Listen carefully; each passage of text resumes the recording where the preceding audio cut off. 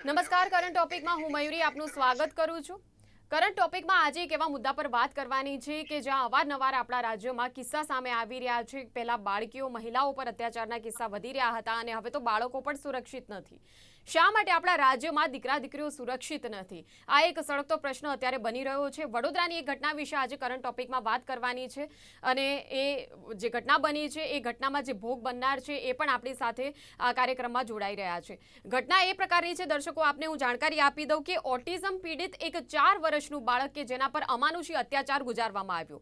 આ બાળક ઓટિઝમથી પીડિત છે, એટલા માટે ખાસ કરીને એ બાળકો કે જેમને કોઈ ચોક્કસ વિશેષ બીમારી છે તેમને વિશેષ સાર સંભાળની જરૂર છે, એના માટે તેમને આ કેર સેન્ટરમાં મૂકવામાં આવ્યા હતા. અને કેર સેન્ટરની જવાબદારી શું બને છે કે કોઈ બાળક કે જે એમની શરણે છે, કોઈ બાળક કે જેમને આ યોગ્ય સાર સંભાળની સારવારની જરૂર છે, એ બાળક કે જેને એક પ્રકારે કાળજીની જરૂર છે, તેને સ્નેહની જરૂર છે, વહાલની જરૂર છે, પરંતુ એ હૂંફ કે વહાલ કે જે બાળકને મળવું જોઈતું હતું એના બદલે એના ઉપર અમાનવીય ક્રૂરતા આચરવામાં આવે અને એ ફક્ત 4 વર્ષનું માસૂમ બાળક કે જે પહેલેથી એક બીમારીથી પીડિત છે, હવે એના ઉપર જ્યારે ક્રૂરતા આચરવામાં આવે ત્યારે એની માનસિક સ્થિતિ શું હશે? આ પ્રશ્ન છે. અને સાથે જ ચર્ચા એ બાબતની પણ કરવી છે કે ઓટિઝમ એક એવી બીમારી છે કે જેના વિશે ક્યાંક આપણી અંદર આપણા આસપાસના લોકોમાં ખૂબ જ ઓછી જાગૃતિ જોવા મળી રહી છે. હવે એવા માતા પિતા છે કે જે ઈચ્છે છે કે પોતાનું બાળક કે જે કોઈ ખાસ બીમારીથી પીડાતું હોય અને તેને લાગતા વળગતા જો ડે કેર સેન્ટરમાં માતા પિતા પોતાના બાળકને મૂકવાનું વિચારે છે, તો પછી હવે આ ઘટના પરથી તેમણે શું શીખ લેવાની જરૂર છે, કેવા પ્રકારનું બોધપાઠ લેવાની જરૂર છે? ઘટના એ બની છે કે આ 4 વર્ષનું જે બાળક છે એને વડોદરાના મકરપુરા વિસ્તારમાં ઘટના એ પ્રકારની છે કે જુવેનાઇલ જસ્ટિસ એક્ટ હેઠળ અત્યારે તો હાલ કાર્યવાહી કરી લેવામાં આવી છે, પરંતુ new horizon child development centre, તો આ પ્રકારનું એક સેન્ટર, એ ખાનગી સેન્ટર છે. એમાં કોઈ ડૉક્ટર મીરા કરીને છે જેમણે આ પ્રકારે ખાનગી સેન્ટર ખોલી દીધું અને એમાં સ્પેશિયલી એબલ્ડ બાળક કે જેને ઓટિઝમ અને તેને લગતી અલગ ખાસ પ્રકારની કોઈ બીમારી હોય તો એવા ઘણા બાળકોને ત્યાં કાળજી લેવામાં આવે છે, એ પ્રકારનો એમનો દાવો છે. પરંતુ એ સેન્ટરના એક સીસીટીવી વાયરલ થયા અને એ સીસીટીવી પરથી એક ખૂબ જ મોટો આ ચોંકાવનારો ખુલાસો થયો છે, ઘટસ્ફોટ એવો થયો છે કે એક જે સંચાલક છે, જે ડૉક્ટર મીરા કે જે ચલાવે છે આ કેર સેન્ટર, એ બાળકના પગ ઉપર પગ મૂકે છે, એને ધમકાવવાનો પ્રયત્ન કરે છે, એને ઉંચકીને એનું માથું પટકે છે. શા માટે એ જે બાળક છે એની સાથે આ પ્રકારનું વર્તન કરવામાં આવ્યું? આ તમામ જે સવાલો છે, હમણાં તો હાલ તો તપાસનો વિષય છે અને આરોપીને પકડી પણ લીધી છે પોલીસે, વધુ તેની પૂછપરછ પણ હાથ ધરાઈ રહી છે, કાર્યવાહી કરાઈ રહી છે. પરંતુ તેમ છતાં ચર્ચાનો વિષય એટલા માટે કેમ કે ક્યાંક આ જે બાળક કે જે ખાસ બીમારીથી પીડિત હોય ત્યારે એના માટે હવે માતા પિતાએ પોતાના ઘરમાં જ એક પ્રકારે સાર સંભાળની તકેદારીની એક જે ખામી છે એ પૂરી કરી લેવી જોઈએ. આવા કેર સેન્ટરો ઉપર હવે આ પ્રકારની ઘટનાઓ જો સામે આવતી હોય તો બિલકુલ ભરોસો મૂકી શકાય એમ નથી. તો આ ચર્ચામાં મારી સાથે જે મહેમાનો જોડાયા છે એમનો હું આપને પરિચય કરાવી દઉં. મારી સાથે જોડાયા છે સાગરભાઈ નાયક કે જે પોતે એક પ્રી-સ્કૂલ ચલાવે છે, કેર સેન્ટર આ પ્રકારે ચલાવે છે. એમનો હું આપને પરિચય આપીશ કે પ્રી સ્કૂલો જ્યારે ચલાવતા હોય છે, આવા કેર સેન્ટરો જ્યારે ચલાવતા હોય છે, વિશેષ પ્રક્રિયાઓ એક પ્રકારની હોવી જોઈએ, એક પ્રકારે ચેકિંગ તપાસ હોવી જોઈએ. એ જે ચેકિંગ અને તપાસ શા માટે નથી થઈ આ કિસ્સામાં? અને સામાન્ય રીતે કેવી સ્થિતિ હોવી જોઈએ જ્યારે તમે એક જવાબદારી લો છો કે કોઈ માતા પિતા પોતાનું બાળક તમારી પાસે મૂકીને જાય છે તો પછી એને કેવા પ્રકારે કાળજી તેની લેવાવી જોઈએ, એ પ્રકારની બાબતો સાથે આપણે ચર્ચા કરીશું. એટલે સાગરભાઈ, સ્વાગત છે આપનું કાર્યક્રમમાં. સાથે જ મારી સાથે જોડાયા છે ડોક્ટર નીતિશ વોરા, મારી સાથે જોડાયા છે, ચાઇલ્ડ ન્યુરોલોજિસ્ટ છે અને ઓટિઝમ સાથે અંગેની આપણે જાણકારી મેળવીશું એમની પાસેથી. સાથે એ પણ જાણીશું કે કોઈ પણ બાળક કે જે આવી બીમારીથી પીડિત છે અને જો કોઈ કેર સેન્ટર એવો દાવો કરે છે કે એ બાળકને તમે અમારી પાસે મૂકો, અમે એમને આ પ્રકારે કાળજી આપીશું, એમને પ્રેમ આપીશું, એમને બહાલ આપીશું, પરંતુ એવો કિસ્સો થતો નથી. ખરેખર જે પ્રકારની આ ઘટનાઓ સામે આવતી હોય છે, ખૂબ જ ચોંકાવનારી ઘટના હોય છે, એટલે માતા પિતાએ વિશેષ તો શું ધ્યાન રાખવું એ આપણે સમજીશું ડોક્ટર નીતિશ પાસેથી. એટલે નીતિશજી, આપનું પણ સ્વાગત છે કાર્યક્રમમાં. આપણી સાથે ફરિયાદી માતા જોડાયા છે. ખાસ કરીને એમની પાસેથી આખો જે મામલો જે છે, એ મુદ્દો જે ઘટના બની છે એને સમજવાનો પ્રયાસ કરીશું. એટલે આપ ત્રણેયનું ખૂબ ખૂબ સ્વાગત છે અમારા કરંટ ટોપિક કાર્યક્રમમાં. પહેલા ચર્ચા આપણે જે શરૂઆત છે, સવાલની શરૂઆત આપણે જે આપણા ફરિયાદી માતા છે, અમુક કારણોસર એ પોતાની ઓળખ જાહેર નથી કરવા માંગતા, પણ એમની પાસેથી આપણે પહેલા પૂછીશું, પહેલા એવું સમજીશું કે આખરે ઘટના શું બની હતી. મારું જી બાળક જણાવશો, 4.5 મારો વર્ષનું. અવાજ આવી રહ્યો છે આપને? મારું બાળક 4.5 વર્ષનું અહીંયા ન્યૂ હમ, હોરાઇઝન ચાઇલ્ડ ડેવલપમેન્ટ સેન્ટર કરીને અહીં આવતો હતો, હમ, જ્યાં એ સ્કૂલે બી જાય છે, એક્ટિવિટી સેન્ટર બી જાય છે. એને ખાલી થોડીક વધારે હેલ્પની કે મદદની જરૂર હતી, એટલે અમે હમ, એઝ અ પેરેન્ટ એવું વિચાર્યું કે એને આપણે અહીંયા દેખાડી દઈએ છીએ. એને થોડીક વધારે મદદ મળવાથી સારું થઈ જતું હોય, એના લીધે અમે અહીંયા આવ્યા છીએ. એને 3 મહિનાનો કોર્સ કહેવામાં આવ્યો હતો. એમાંથી અઠવાડિયામાં 3 દિવસ આવવાનું, 45 મિનિટનો એક સેશન હોય છે. હમ, એમાંથી એને ખાલી 15 દિવસ કર્યું છે. અને આ બનાવ બન્યો છે 15મી માર્ચે, જેની પછી અમે મારા બાળકને ત્યાં નથી મોકલ્યું. જેમ ઈ હમ, સેશન કરીને બહાર આવે એટલે હું એને પૂછું કે આજે મેડમે શું કરાયું. જેમ કે પેરેન્ટ્સને વેઇટિંગ રૂમમાં બેસાડે અને બાળકોને અંદર રૂમમાં રાખે છે અને અમને નથી દેખાડતા કે અંદર શું કરાવે છે. તે મારો બાળક આવીને બોલે છે કે કઈ એક્ટિવિટી કરાવી, પણ 15મી માર્ચે બહાર આવીને મારું બાળક એવું કહે છે કે મેડમ બહુ ગુસ્સે મેં મારા, ચિલ્લાઈ. એટલે આ હમ, વાતને અમે સિરિયસલી લઈને અમે એ લોકોના સેન્ટર હેડ જે મીરા કરીને છે એને અમે ફોન કરીને કીધું કે અમારે સીસીટીવી ફૂટેજ જોવું છે. તો એને કીધું કે તમારે અમારા બોમ્બેના હેડ ઓફિસમાં મેલ કરવો પડશે. અમે મેલ હમ, કર્યો સિસ્ટમેટિકલી કે અમારે અમારું ફૂટેજ જોવું છે. તો એ મેલનો હમ, રિપ્લાય આવ્યો કે તમને અમારા પ્રોગ્રામમાં વિશ્વાસ ન હોય તો તમે પ્રોગ્રામ ડિસકન્ટિન્યુ કરી દો અને હમ, અમે તમને રિફંડ દેવા તૈયાર છીએ. અમે હમ, રિફંડ માંગતા નથી, એવું અમે નથી કર્યું. અમે ખાલી એવું કીધું છે 15મી માર્ચનો ફૂટેજ જો. પછી એમનો ફોન આવે છે અમને અને એવું કીધું 27 તારીખે બપોરે 12 વાગે તમે અમારા સેન્ટરે આવો, અમે તમને સીસીટીવી ફૂટેજ દેખાડશું. હમ, 45 મિનિટના સેશનનું પેલા 8 મિનિટમાં જ જે બનાવ છે એ જોઈને પછી અમારું કોઈ પણ મા બાપ હોય તો આપણું મગજ ખરાબ થઈ જાય, ગુસ્સે થઈ જઈએ. પછી અમે હમ, આગળનું આખું સેશનનું સીસીટીવી જોયું જ નથી. અમારે એ જ હમ. માંગ છે કે પોલીસ કમ્પ્લેન પણ કરી છે, કાર્યવાહી પણ ચાલે છે. અમારા બાળકના બધા જ સેશનના ફૂટેજ બહાર આવવા જોઈએ અને બીજા બાળકોના પણ ફૂટેજ બહાર આવવા જોઈએ કે આ લોકો અંદર શું કરાવી રહ્યા છે. એ ઓકે, ફૂટેજમાં એ તમે જોશો સીસીટીવીમાં કે તમે શું બાળક જોયું? રડી રહ્યું એ છે, સીસીટીવીમાં આટલું તમે રડે શું છે. જોયું? એક વાર પણ એને પ્રેમથી એને તેડીને કે એને પંપાળવામાં કે એને શાંત કરાવવામાં નથી આવ્યું. એ રડે જ છે, રડે જ છે. અને પૂજા કરીને જે છે એ ઝૂલા ઉપર ઝૂલો ખાઈ રહી છે. પછી એક મોટો દડો છે, દડો એના મોઢા ઉપર ફેંકવામાં આવે છે, તો બી મારું બાળક રડે છે. એને એના પ્રેમથી ચૂપ કરાયું, ના એનું માઇન્ડ ડાયવર્ટ કરાવવાની કોશિશ કરી. પછી આ મીરા કરીને જે સેન્ટર હેડ છે એની એન્ટ્રી થાય છે. એ ગુસ્સામાં એનું બોડી લેંગ્વેજ તમે જો, ગુસ્સામાં અંદર આવે છે. મારા બાળક પકડે છે, ગુસ્સામાં ખૂણામાં લઈ જઈને એને જોરથી ફટકારે છે. એના પગ ઉપર બેસી જાય છે અને એનું મોઢું મારા બાળકના મોઢાથી એકદમ પાસે લાવીને એ શું બોલી છે, શું કરે છે એમને નહીં ખબર, પણ એને હમ, ડરાવીને ધમકાવીને 1 સેકન્ડમાં બાળકને ચૂપ કરાવી દીધું. હમ. ઓકે, અને તમને જ્યારે કેવી રીતે રૂમમાંથી ખ્યાલ બહાર આવ્યો જાય કે છે. આ પ્રકારનું કોઈ સેન્ટર ખુલ્યું છે? તમે કેવી રીતના તમને ખ્યાલ આવ્યો? શું કોઈ પ્રકારે એમના અમને દ્વારા દાવા ઓનલાઈન કરવામાં આવ્યા હતા? આવું જાહેરાતો સેન્ટર કરવામાં આવી ખુલ્યું હશે છે એ એમના બધું દ્વારા. અમને સોશિયલ મીડિયાથી જ ખબર પડી. કેમ કે આ લોકોની ઓપનિંગ થઈ હતી ડિસેમ્બર એન્ડમાં ક્યાંક, એટલે અમારે ફેસબુક અને ઇન્સ્ટાગ્રામ થ્રુ જ અમને આની જાણ પડી છે.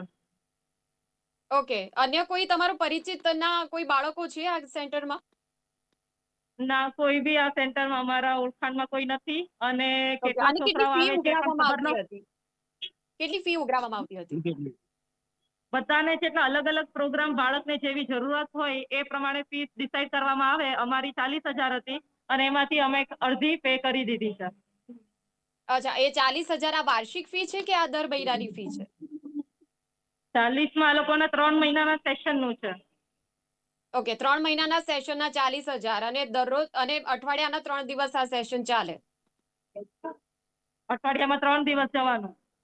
ઓકે, હવે જ્યારે 45 તમે તમારા મિનિટ બાળકને માટે. મૂક્યું, ઓકે, તમે તમારા બાળકને જ્યારે મૂક્યું આ સેન્ટરમાં, એ વખતે તમને કંઈક શંકાસ્પદ લાગ્યું હતું? ત્યાંનો માહોલ છે કે આ જે હેડ છે, આ સંચાલકોની વર્તણૂક છે, કંઈક તમને એવું લાગ્યું હતું કે જે વાંધાજનક છે?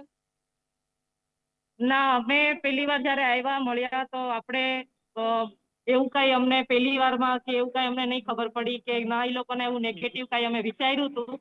આ તો હું એવું વિચારું છું કે મારું બાળક બોલે છે એટલે બોલ્યું, પણ જે બીજા છોકરાઓ હશે જેને સિવિયર ઓટિઝમ હશે કે ડાઉન સિન્ડ્રોમ હશે, જે બાળક બોલી નથી શકતું, એ લોકોની સાથે આ અંદર શું કરતા હશે? જરૂરમાં તો આ જે મીરા ને પૂજા છે એ લોકોની માનસિક સ્થિતિ સહી નથી, એને ટ્રીટમેન્ટની જરૂર તો એવું મને લાગે છે, કેમ કે આવા બાળકોની સાથે ડીલ કરવા માટે તમારે પેશન્સની લાગણીની જરૂર હોય છે, જે એ લોકોમાં 0% છે. બિલકુલ. અત્યારે હાલ આપના બાળકની શું સ્થિતિ છે? બાળકને 15મી માર્ચ પછી અમે મોકલ્યો જ નથી અને એને કોઈ પ્રોબ્લેમ નથી. એ તો એના સ્કૂલે જઈ રહ્યો છે અને એનું જે એક્ટિવિટી ને એનું જે રૂટીન છે એ તો ચાલે જ છે. ઓકે. એટલે આ ઘટના બાદ એનું કોઈ વર્તન બદલાયું હોય એવું શું આપને લાગ્યું? એની અંદર કોઈ ફેરફારો મેન્ટલી તમે વર્તન અનુભવ્યા? એ લોકોનું બિલકુલ બદલાણું નથી. સીસીટીવી કેમેરા જ્યારે અમે રૂમમાં જોયું ત્યારે પૂજા અને મીરા બે રૂમની અંદર હતા. મેં એને 10 વાર કીધું કે તું એકવાર અગર માની જા, સોરી કહી દે તો હું આગળ વધીશ નહીં, હું તને માફ કરી દઈશ. પણ કદી માફ નહીં થઈ અને એમ જ કહે છે કે મેં બાળકને બહુ પ્રેમથી છે. તમે વિડીયો જો તો પણ મારા બાળકને કહી રહ્યો છે, મારા બાળકને ડોક્ટરને પણ દેખાડ્યું છે. ઓકે. સૌથી પહેલા તો આપને હું કહી દઉં કે ગુજરાત ન્યૂઝ આપની જે આ મુશ્કેલી, જે આ આપની વ્યથા, આપની જે આ પીડા છે, એના માટે આપની સાથે સહાનુભૂતિ વ્યક્ત કરે છે. ડોક્ટર નીતિશ, આપની પાસે આવીશ. આપણે આખું જે ઘટના છે એ ક્રમ આપણે સમજી ગયા છે, જે વ્યથા વર્ણવી છે બેને, શું કહેશો આપ? મને જે પણ શું થયું, મેં એનો વિડીયો જોયો છે કે બેનનું વાત સાંભળી, પણ બધી હકીકત મને ખ્યાલમાં નથી. પરંતુ જે પણ થયું, બાળકને કોઈ પણ બાળકને કોઈ દુઃખ થાય એ તો આ વસ્તુ દુઃખની વસ્તુ છે. એટલે હકીકત શું છે એનો વિડીયો જોવો જોઈએ અને એના જે બી અધિકારીઓ હોય એની પર ડિસિઝન લે. હવે આપણે પહેલા સમજીએ કે આ અલગ અલગ વાત જે સમજીએ છે, એક છે આપણે સ્પેશિયલ ચાઇલ્ડ એટલે ઓટિઝમ, બીજું છે day care centres. Day care centre વસ્તુ અલગ છે અને હું જે સમજુ છું ચાઇલ્ડ ડેવલપમેન્ટ સેન્ટર, એટલે બેન જે વાત કરી છે કદાચ ચાઇલ્ડ ડેવલપમેન્ટ સેન્ટરની છે. એટલે ડે કેર સેન્ટરમાં કોઈ પણ બાળક આવે એને રાખવામાં આવે, બીજા બાળક સાથે ભેગા કરવામાં આવે. જ્યારે આ જે વાત કરી રહ્યા છે ચાઇલ્ડ ડેવલપમેન્ટ સેન્ટર, જ્યાં બાળકના ડેવલપમેન્ટમાં કોઈ તકલીફ હોય, જે પણ સ્પેશિયલી એબલ ચિલ્ડ્રન હોય, સેરેબ્રલ પાલ્સી હોય, ઓટિઝમ હોય, ડાઉન સિન્ડ્રોમ હોય વગેરે, એવા બાળકોનું એસેસમેન્ટ કરી અને એમને જે પણ થેરાપીની જરૂર હોય, ધારો કે speech therapy, occupational therapy, physiotherapy, behavioural therapy વગેરે જે જરૂર હોય એના સેશન્સ આપવામાં આવે છે. અને એ ઓટિઝમ તરીકે વિચારીએ તો ઓટિઝમ શું છે અને ચાઇલ્ડ ડેવલપમેન્ટ સેન્ટરમાં શું કરવામાં આવતું છે એ પહેલા સમજીએ. એટલે ઓટિઝમ અનફોર્ચ્યુનેટલી અત્યારે ખૂબ જ ઝડપથી નંબર્સ પામતો કન્ડિશન છે, જે મનોવૈજ્ઞાનિક કન્ડિશન કહી શકીએ. અને અત્યારે આપને આશ્ચર્ય થશે કે 41 બાળક, દર 41 બાળકને ઓટિઝમ છે અને એનો રેટ વધી રહ્યો છે. 3 વર્ષ પહેલા આપણે 101 બાળકને હતું, 41 બાળકને ઓટિઝમ છે. એટલે ઓટિઝમ ઘણું કોમન છે. ઓટિઝમના ઘણા બધા પ્રકાર છે અને બિલકુલ. અને દરેક બાળક ડોક્ટર, ઓટિઝમ ધરાવતા બાળક સાથે જ્યારે આ પ્રકારની ક્રૂરતા આચરવામાં આવે તો એની મેન્ટલ સ્ટેટ, એનું જે માનસિક સ્થિતિ છે એના પર કેવી અસર પડે? બેન, એટલે આપણે માનસિક ક્રૂરતા અને આ શબ્દ વાપરીએ એના કરતા શું પરિસ્થિતિ થઈ છે, લેટ ધ ઓથોરિટીઝ ડિસાઇડ કે શું થયું છે અને what is right, what is wrong. We are not the authorities. પણ હું ચોક્કસ કે કોઈ બી બાળક હોય, ઓટિઝમ વાળું બાળક હોય કે કોઈ બાળક, એની સાથે ખૂબ જ પ્રેમથી રહેવું જોઈએ. અને ઓફકોર્સ આપણે એઝ અ એડલ્ટ તરીકે બી જો આપણને જો કોઈ પણ ગુસ્સો કરે કે કોઈ બી, તો આપણને દુઃખ થાય છે. તો બાળકને તો પ્રેમની જરૂર છે જ. અને સ્પેશિયલ એબલ ચિલ્ડ્રન હોય, ઓટિઝમ હોય, સેરેબ્રલ પાલ્સી હોય, ડાઉન સિન્ડ્રોમ વગેરે, એમને પણ પ્રેમની ખૂબ જ જરૂર હોય છે. અને જેટલું પ્રેમથી આપણે વાત કરીએ, જેટલું પ્રેમથી રાખીએ એ સારું થતું હોય છે. હવે ઓટિઝમમાં જે બાળક છે એને વ્યક્ત કરવાની તકલીફ હોય છે, કોમ્યુનિકેશન તકલીફ હોય છે, બિહેવિયરલ ઇશ્યુઝ હોય છે, સેન્સરી ઇશ્યુઝ હોય છે, અલગ અલગ ઇશ્યુઝ હોય છે. અને એ પ્રમાણે ચાઇલ્ડ ડેવલપમેન્ટ સેન્ટરમાં એનું એસેસમેન્ટ કરી અને યોગ્ય જે પણ થેરાપી નક્કી કરવામાં આવતી હોય છે એના એક્સપર્ટ્સ દ્વારા. અને ચાઇલ્ડ ડેવલપમેન્ટ સેન્ટરમાં એના એક્સપર્ટ્સ હોય છે. હવે હું માનું છું એ પ્રમાણે કદાચ બાળકને બિહેવિયરલ થેરાપી પણ ચાલુ હશે, જેને ABA કહેવામાં આવે છે, એપ્લાઇડ બિહેવિયરલ એનાલિસિસ, અથવા તો ABA થેરાપી. મને આ કેસ વિશે કશી જ ખબર નથી કે મેં વિડીયો પણ જોયો નથી. પરંતુ ઓકે, હું ઓકે. જે સમજુ છું સાગરભાઈ, હવે આ જે ઘટના બની છે ચાઇલ્ડ ડેવલપમેન્ટ સેન્ટર, હવે તમને એવું નથી લાગતું કે અમુક લોકો કે જે પોતાને થોડુંક અમુક બીમારી માટે જો એક્સપર્ટ સમજી બેસે અને પછી ક્યાંક આ જે આખી ઘટના જે છે કે સ્પેશિયલી એબલ્ડ માટેનું સેન્ટર, સ્પેશિયલ કેર આપતું સેન્ટર કે પછી ડેવલપમેન્ટનું સેન્ટર અને એવા રૂડા રૂપાળા નામ આપે અને પછી ક્યાંક એને કમાણીનું સાધન બનાવી બેસે, પણ એમને ખરેખર તો ખ્યાલ હોતો છે નહીં કે કેવી રીતે બાળક સાથે વર્તન કરવાનું છે. જો એ બાળક જે છે એ કદાચ જીદે ચડ્યું હોય કે તોફાન કરતું હોય તો કેવી રીતે સ્થિતિ સંભાળવી છે, આ બાબતનું તો એમને ખ્યાલ હોતો જ નથી. આમાં કેવું છે ને, મારા સમજણ એમ કે છે કે જ્યારે આપણે ડે કેર સેન્ટર યા થેરેપી સેન્ટર યા ડેવલપમેન્ટ સેન્ટરની વાત કરીએ છીએ, ત્યારે સૌ પ્રથમ એ ડોક્ટરના દેખરેખના નીચે જ થવું જોઈએ. બરોબર? એક જોડે સ્પેશિયલ એમના થેરાપિસ્ટ, સર્ટિફાઈડ ટ્રેન્ડ થેરાપિસ્ટ હોવા જોઈએ. બરોબર? ડોક્ટરના દેખરેખના અંદર થાય છે. સર્ટિફાઈડ થેરાપિસ્ટ હશે તો ક્યારે પણ આવો વાંધો આવશે નહીં. આ એક નવા સિસ્ટમ જે નીકળી ગયા છે કે ફ્રેન્ચાઇઝી આપીએ છીએ, અમે તમને સપોર્ટ કરીશું. આ પ્રોબ્લેમ ત્યારે આવે છે કે જ્યારે કોઈએ બી સેન્ટર અર્ધ નોલેજે ખોલ્યું હોય, બીજું ફ્રેન્ચાઇઝી સેન્ટર્સ એમને સપોર્ટ કરતા હોય. જેમ બેને કીધું કે બોમ્બે મેલ કરવો પડશે. હવે મારે છોકરાને અહીંયા વાગ્યું હોય તો મારે બોમ્બે મેલ શું કરો? તમે બતાડી દો. તમારી પાસે એટલી બોમ્બે તો કાંઈ એની સીસીટીવી ફૂટેજો જતી નથી. You understand? તો આ અર્ધ નોલેજ વાળા સેન્ટર્સના ત્યાં બહુ મગજમારી આવે છે. તમે માનશો નહીં, બે પ્રકારના થેરાપિસ્ટ. આ લોકોના તો થેરાપી સેન્ટર્સ અલગ હોય એન્ડ આ લોકોના ભણાવવા વાળા લોકો પણ અલગ હોય, that is special educators. So what happens is therapist give therapy sessions, જે સરે ખૂબ સારી રીતના કીધું. Occupational therapy, speech therapy, behavioural therapy, એ એમના થેરેપીના પ્રકારો છે. એટલે એ આપે એન્ડ એજ્યુકેટર્સ એમને ઇનડિરેક્ટ વેમાં સ્પેશિયલ એડ્યુકેશન આપે. એટલે જે સર્ટિફાઈડ હોય ને એમને જ આપવાનો હક છે. એટલે હું તો હંમેશા પેરેન્ટ્સને કહીશ, જ્યારે પણ તમે તમારા કોઈ બી બાળકને ક્યાંય બી મોકલો. સોશિયલ મીડિયા બહુ વાસ્ટ થઈ ગયું છે. અત્યારના કયા ગલીમાં ક્યાં ચાલે છે ને એ બી સોશિયલ મીડિયાના માધ્યમથી માર્કેટમાં આવી જાય છે.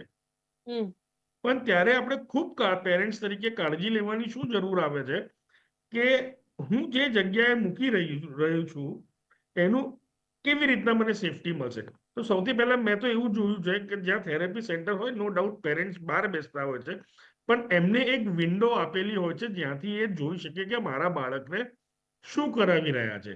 યા તો ભલે સીસીટીવી છે તો બહાર એક મોનિટર મૂકી જ શકે છે એક્ટિવિટી ક્લાસરૂમનું, જ્યાં જ્યાં સેન્ટર્સ થતું, તો ત્યાંથી આપણને ખબર પડે કે મારું બાળકનું પ્રોગ્રેસ કે મારા બાળકની શું શું એક્ટિવિટીઝ થઈ શકે છે.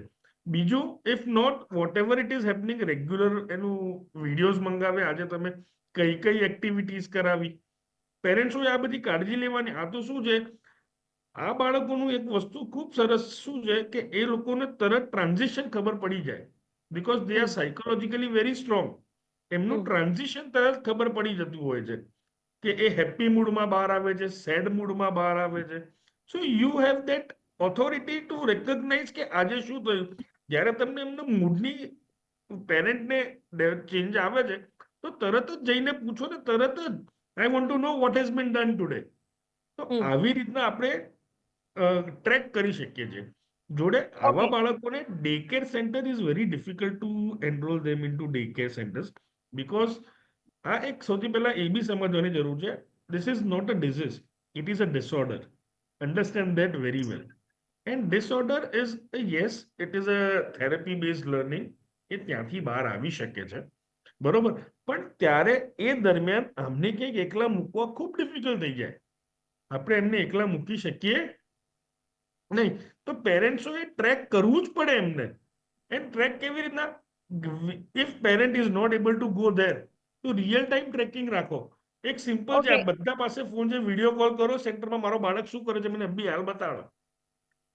આવી બેઝિક વસ્તુ રીતના તમે ચેક કરી દો. એમાં CCTV foot on the spot જે ટ્રેક થશે એ CCTV footage. CCTV can be hampered also, understand, but live tracking will never get હેમ્પર્ડ.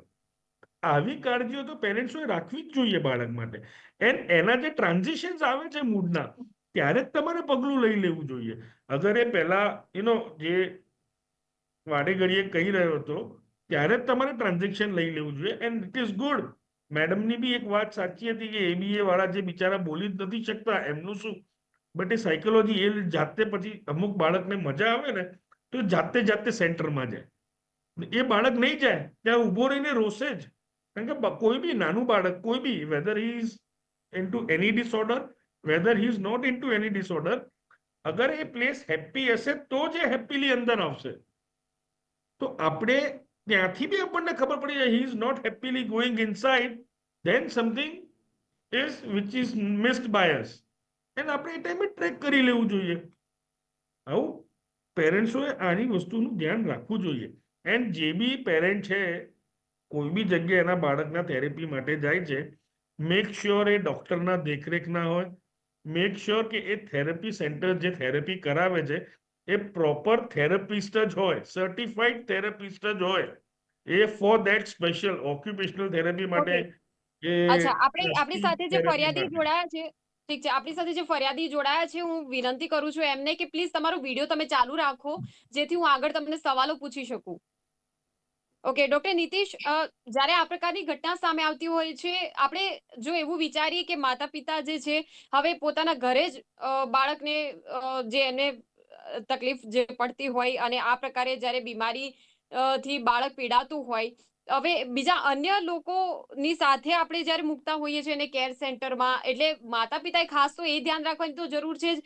બીજું આ બધી જે કેર સેન્ટરની આખી જે એક પ્રકારે હાટડી ખુલી છે, શું કહેશો? ક્યાંક એવું લાગી રહ્યું છે કે વારંવાર એવું કહેવામાં આવતું હોય છે કે અમે તમારા બાળકનું ધ્યાન રાખીશું, અમે તમારા બાળકને કહેવાય ને કે જે કેરની જરૂર છે એ કેર અમે આપીશું, પરંતુ એવું થતું નથી. એટલે આપણે જો ચાઇલ્ડ ડેવલપમેન્ટ સેન્ટરની વાત કરીએ તો સાગરભાઈ જે કીધું એ પ્રમાણે it should be under supervision of the specialist, એના જે એક્સપર્ટ્સ હોય એ. અને આપ એ બી તપાસ કરી શકો છો કે એ જે થેરાપિસ્ટ છે, જે ડોક્ટર્સ છે, એમનો શું અનુભવ છે આ ફિલ્ડમાં અને કેટલા વર્ષોથી એ આવા બાળકો સાથે ડીલ કરી રહ્યા છે. એટલે ઓફકોર્સ સર્ટિફાઈડ હોય અને એમનો અનુભવ હોય તો એ બંને વસ્તુ બેકઅપ કરે છે.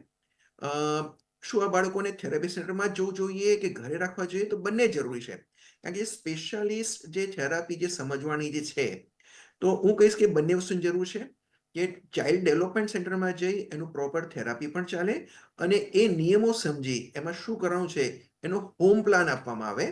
એ હોમ પ્લાન માતા પિતા શીખી લે અને એ વસ્તુ ઘરે પણ ચાલુ રાખે. એટલે કે ધારો કે આપણે સ્કૂલમાં બાળક જાય છે તો આપણે ટીચરની જરૂર છે, હા ચોક્કસ જરૂર છે, શાળાએ જવું જ પડે, ભલે ગમે એટલા ઓનલાઈન ટીચિંગ થતા હોય, પણ બાળક સ્કૂલમાં જાય ત્યાં શિક્ષક પાસે બધું શીખે અને ઘરે આવી અને એનો મહાવરો કરે, એનું પુનરાવર્તન કરે. એટલે એ વસ્તુ માતા પિતા જે છે, જે આપણે લેસન્સ કરાવતા હોઈએ છીએ કે હોમવર્ક કરાવતા હોય છે, એ રીતે ચાઇલ્ડ ડેવલપમેન્ટ સેન્ટરમાં જાય એના પ્રોપર જે સેશન્સ હોય એ શીખી એની રેગ્યુલર મહેનત ચાલુ રાખે. સાથે સાથે મા બાપ પણ એનું થોડું મહેનત શીખી એનો હોમ પ્લાન લઈ અને ઘરે પણ મહેનત રાખે તો એ વસ્તુનું કન્ટિન્યુએશન થાય અને બાળકને વધારે ફાયદો થાય.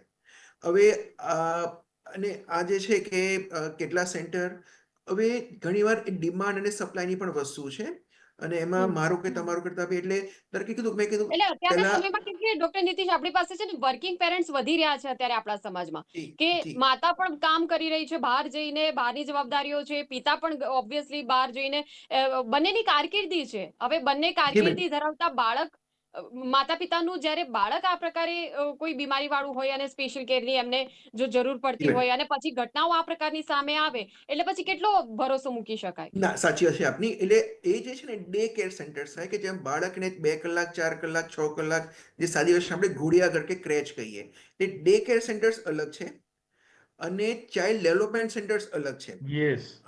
એટલે ડે કેર સેન્ટરમાં જે છે કે બીજા 10 15 20 જે પણ બાળકો હોય, બધા બાળકો આવે, ખાય પીવે, થોડું રમે, રાઇમ્સ ગાડે, બધું એ ચાલતું હોય.